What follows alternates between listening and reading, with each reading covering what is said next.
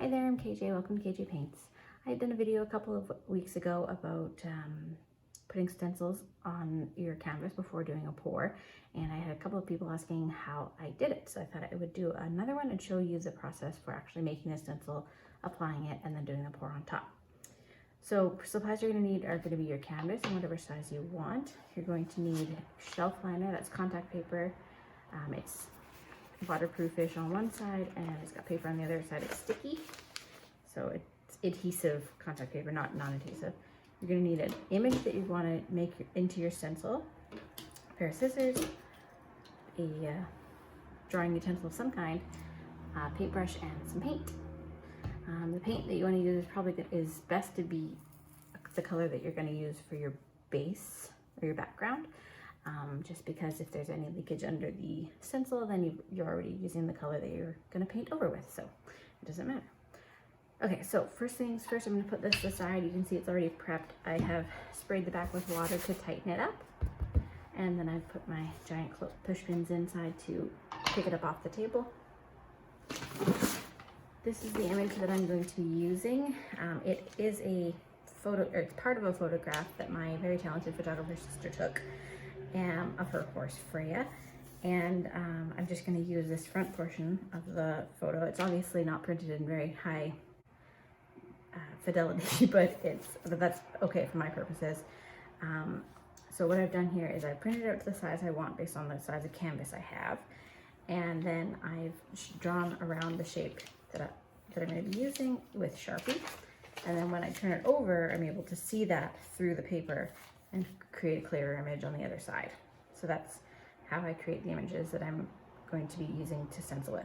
So a note on stencils and using other artists' work. So you can just Google an image and you will come up with lots of different things. If you are going to be making something that's just for yourself or a gift for a friend, something you're not going to sell, you're probably okay. It's probably not hurting anybody. But that is somebody else's art. So if you are going to be using it to sell an image or sell art based on that image, or even make a YouTube video in which you use that image and potentially make money off of that YouTube video, you need to make sure that you have the rights to it.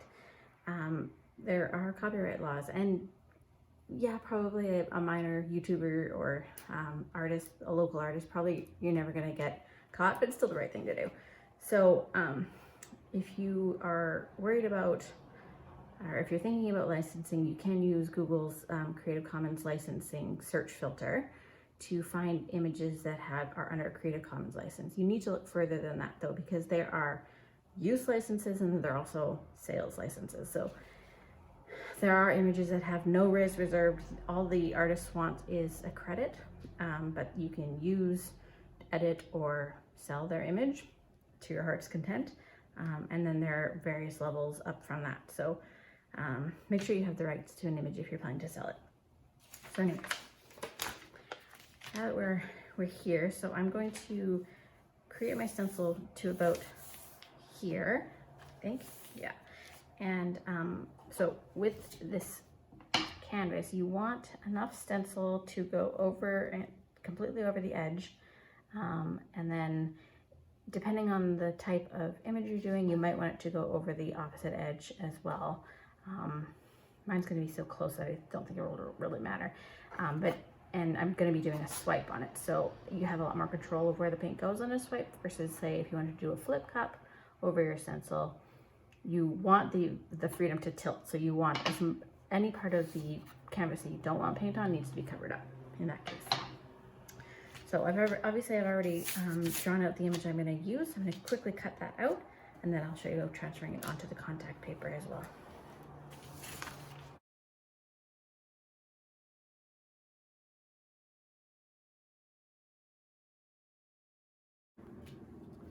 Okay, so there's my image to start with. Now I'm going to turn this onto the paper side up, and I like to flatten it against the corner of my paper, the corner of my table like that, just to give myself a nicer surface to work on. And then I'm going to place this so that, okay, so I need about a 1/2 inch on either side of the stencil, and then maybe another inch on this side, because I'm going to, I want it to be, I want it to be just like that.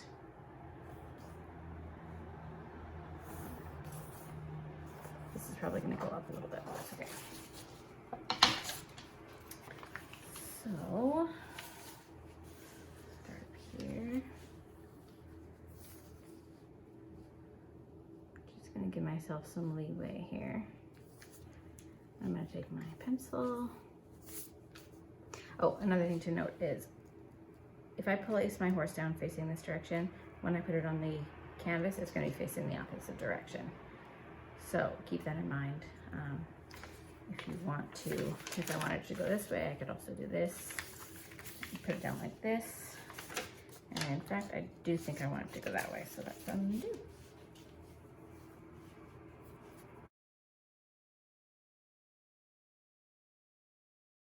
Okay. So now I'm going to, obviously I want the negative space to be on here so that the horse's head is filled with color. So I want to make sure that I've got enough over this side of the ear that will wrap around the edge of my canvas. So I've got 1/2 inch, an inch. Let's tuck it right there.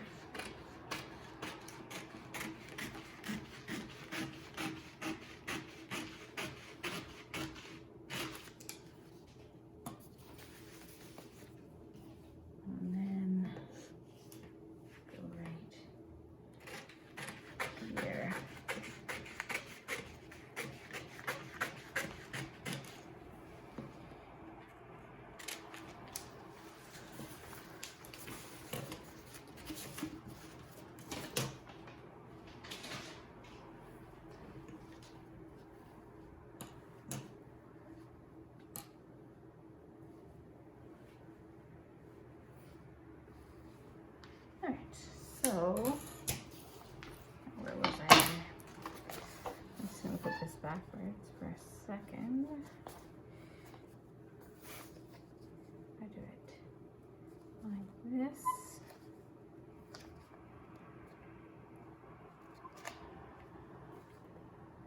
Yeah, that'll work. Okay.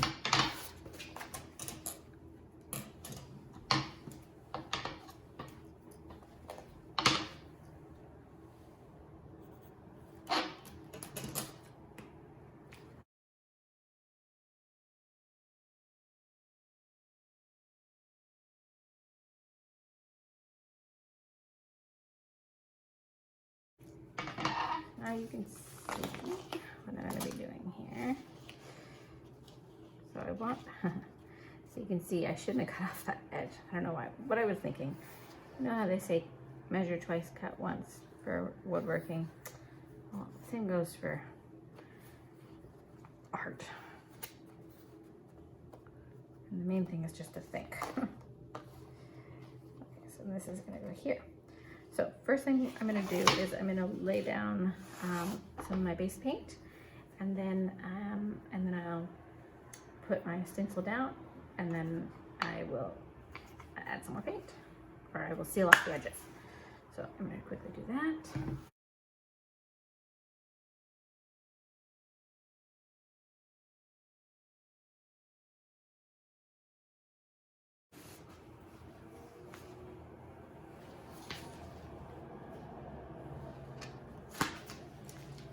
I'm going to peel the paper off the back of my stencil.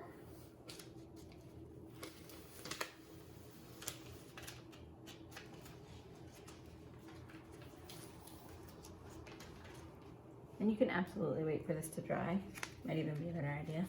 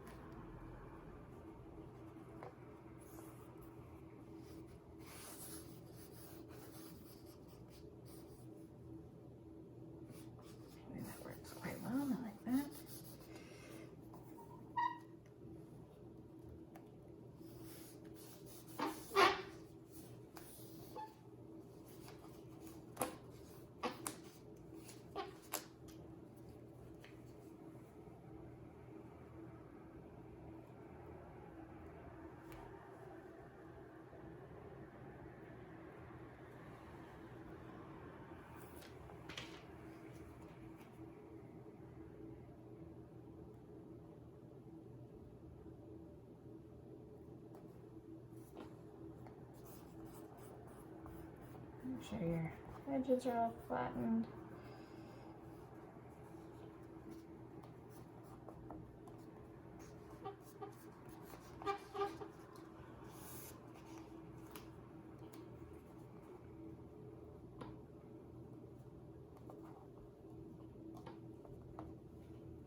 Okay, and then the last thing you're gonna do is add a bit more black paint all around the edges of your stencil. And the reason you're gonna do that is because it creates a skin between the stencil and the canvas, which makes it much less likely that the paint from your pour is gonna go under the stencil and mess up your lines. There may be some leak through, that happens, but it'll be a lot better. So let's see here, I didn't quite get enough black paint.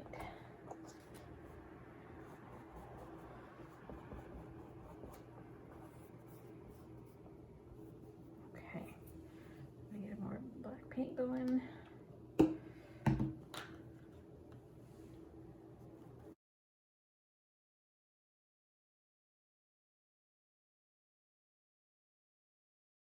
gonna let this dry, and then I'm gonna apply some painter's tape to this edge where I cut it too early,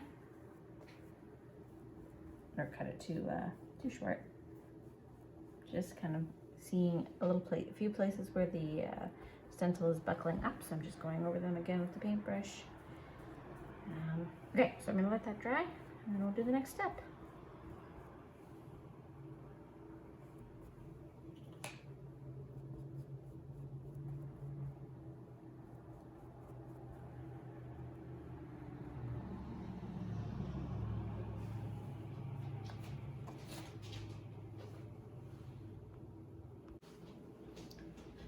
Okay guys, we're ready to do the next step of our stencil painting. So I've allowed the black paint to dry. I can see there are a couple of spots where there's maybe just a little bit of lifting of the stencil, but I'm not overly worried. If you do want to make sure your lines are as clean as you can make them, you can absolutely throw on another coat of paint and let it dry. I'm not going to do that today. I'm just not worried about it today. So I'm going to do a swipe. So the horse that this picture is based on is a chestnut. So I'm going to use DecoArt Extreme Sheen Copper as my swipe color. And then I've got a forest green that is made from Artist Loft Phthalo green and Liquitex base, no, Artist Loft Mars Black. And it is, you can see it's mixed to fairly thick. It's about 1 part paint to 2 part Floetrol and about maybe a ½ part of water. And then I've got, and all of my paints are mixed the same, except the copper's a little bit thinner, but that DecoArt Extreme Sheen is already thinner as it is. So, and I've got Artist Loft Metallic Cobalt Blue. I've got Liquitex Basics Light Green Permanent.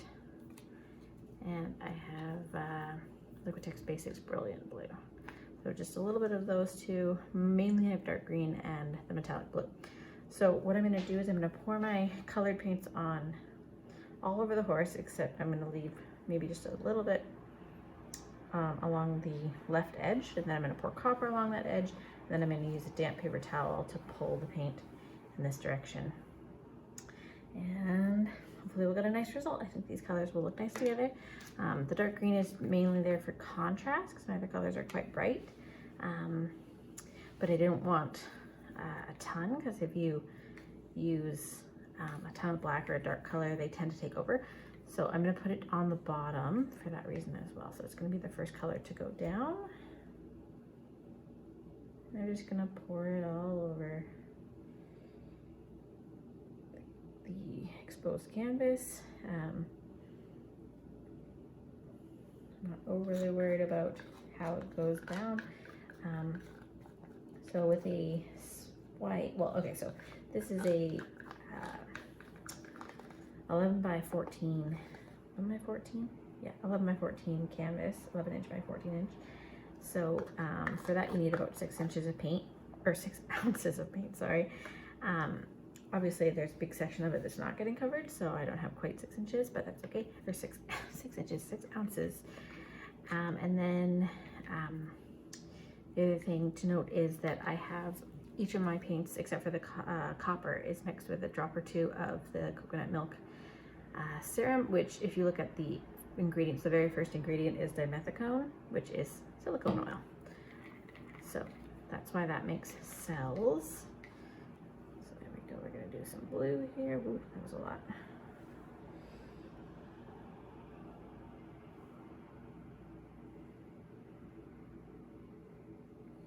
I love this metallic copper. I just love it so much.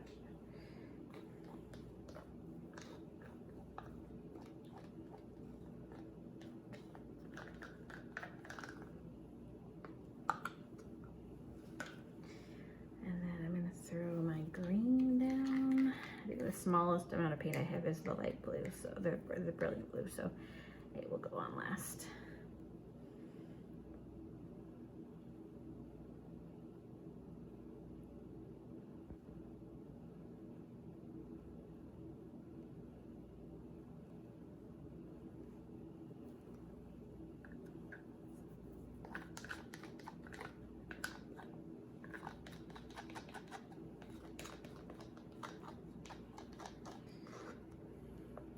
So with a swipe, you can put your paints on in a number of ways. So what I'm doing is, right here is what I have known as a clean pour. So what that means is you're just pouring the paints on individually, and rather than say a dirty pour where you would pour all the paints into a cup and then pour that out, or do a flip cup.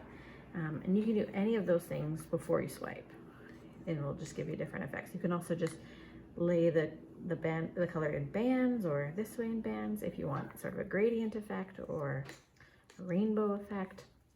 So there's lots of options.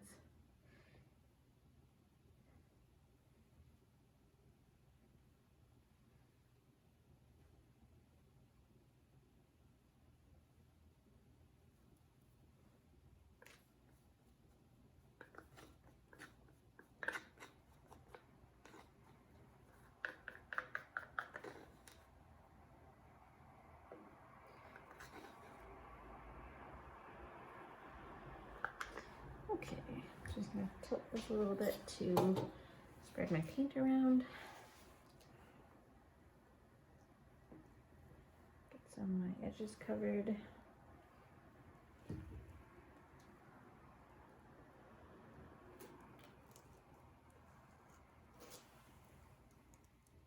You can see how much the dark green has gotten covered, but I think you'll find pretty, once it gets swiped, I think a lot of it will probably come back to the surface. I'm going to cover a bit more of my horse face. I left a little bit too much bare.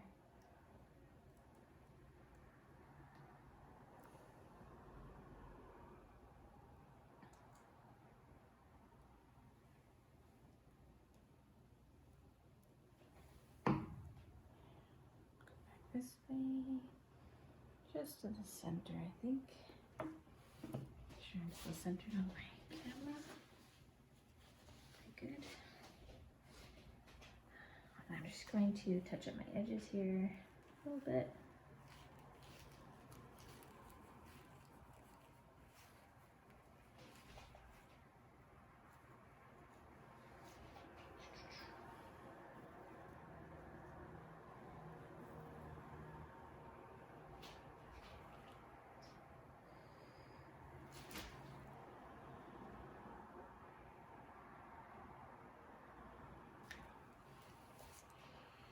Okay, now the fun part. Actually, the whole thing is fun. I enjoy it quite a bit. So here's my Extreme Sheen copper. Like that. And I'm just going to pour it all along the edge here. So you get coverage on the whole thing. And a little bit along here, along the leg.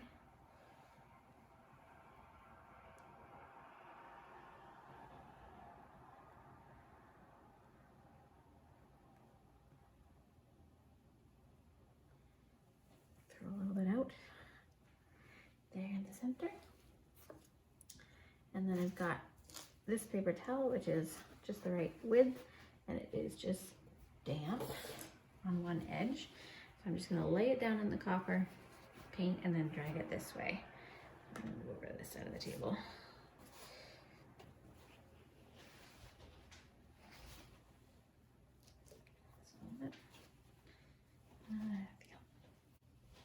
So you can do this with a dry paper towel as well. I do find that having a wet or damp paper towel does give me better contact because it has a bit more weight to it.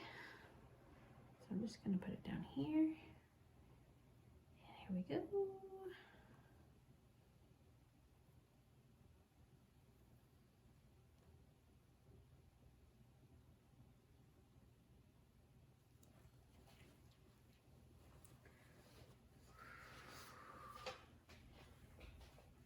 Okay, interesting.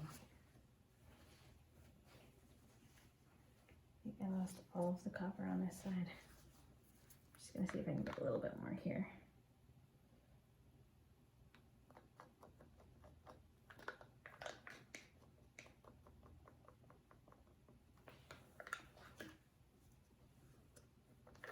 Don't know how that happened. It must have just been a little extra weight there, maybe.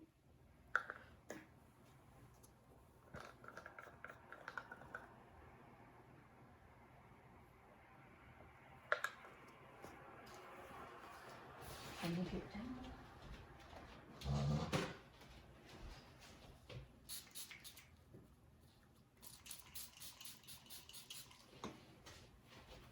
And I'm just going to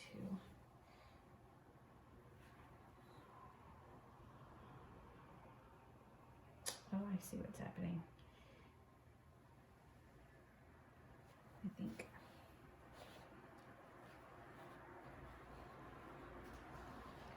I don't love how all of that copper, it's a little bit thick there.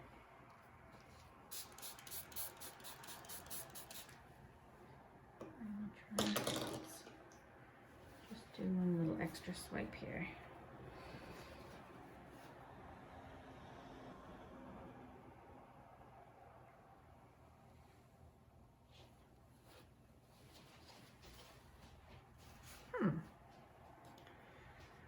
Okay, I think I need to, yeah, because the paper towel was sitting here, it swept all of the paint off of that front of that horse, and I wish I hadn't done that, but that's fine. Just move this over here a little bit.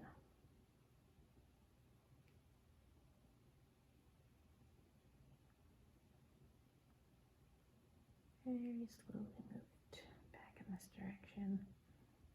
There's a lot of paint still left on there.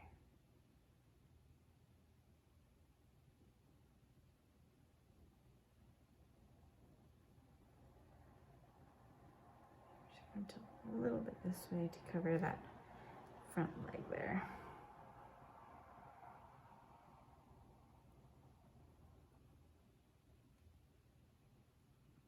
Oh, shoot. Okay, well now I know how to do that.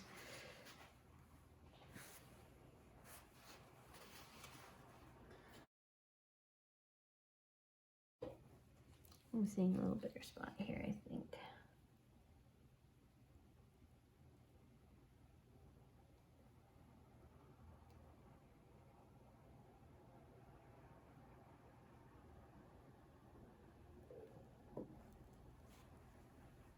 I'm not going to distort it anymore. So you can see too much tilting of a swipe does give you some distortion.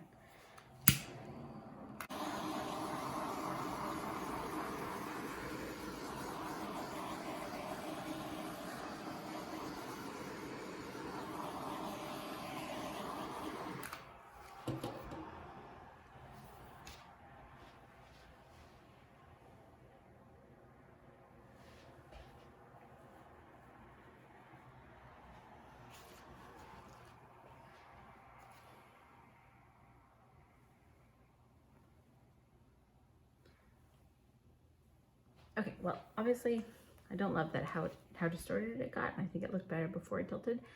And I learned some things, but I still think it's gonna come out really, really beautiful. So anyways, I'm gonna turn it off and I'm gonna let it dry, and then I'll bring you back for removing the stencil. Okay guys, painting is dry.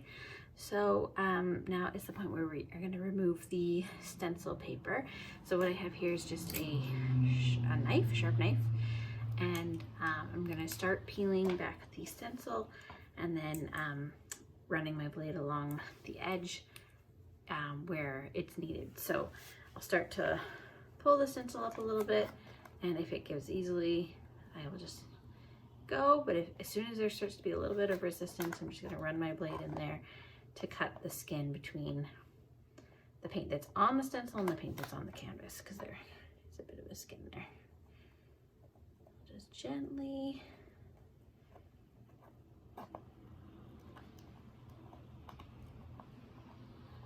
pull that edge. I think I might start with this guy right down here.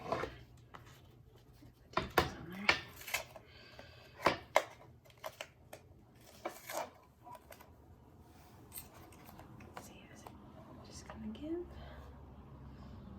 And you can see there is some leak through from the paint, but that is okay. We will just throw another coat of black paint on top. And it's not bad anyway, it's just a little bit.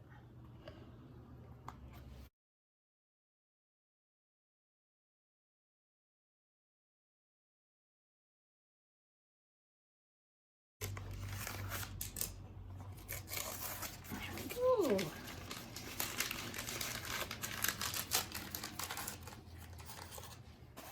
Looks pretty good. So there's a couple of spots here, and I will just grab a paintbrush and some black paint, and I will touch that up.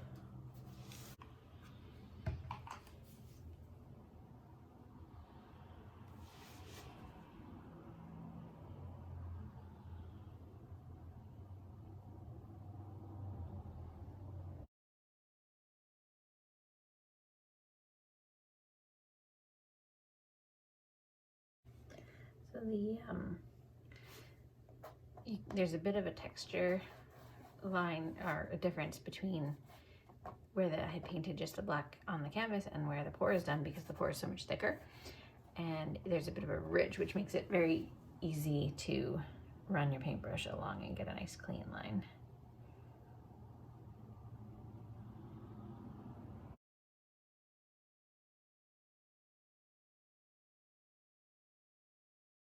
Really good idea to paint in the direction of your handedness. So I'm right-handed, I should paint from left to right, not the way I am doing it, so I don't run my hand through the paint like I just did.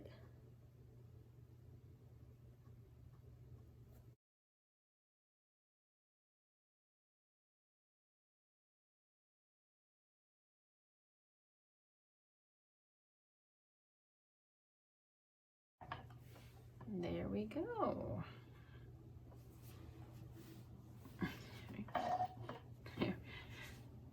That's better. There we go. So there's our painting.